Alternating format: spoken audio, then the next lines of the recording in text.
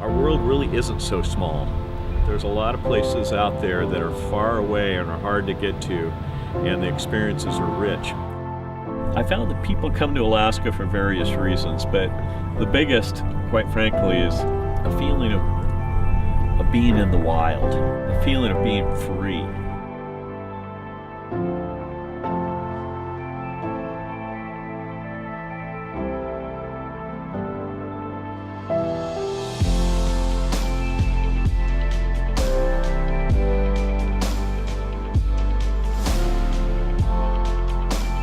For a week or two each year, when you come with us, you can truly unplug and reconnect.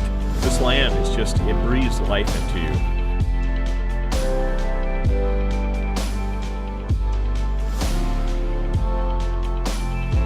I feel really connected to this place as an Alaskan.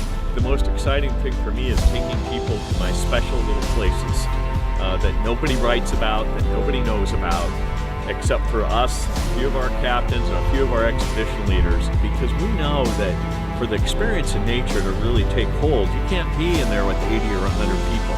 You need to be in small groups.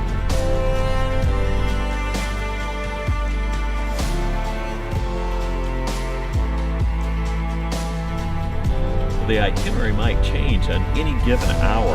If there's whales to be seen, we're going to move to the whales. If we're in a place like this, it's calm, we're going to break out the kayaks and the paddleboards. You should know, if you don't already, nature doesn't work on our clock.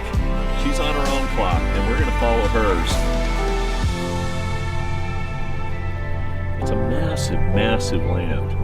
But even within that massive land are these small, unique places. That's what we're all about, and what we will always continue to be.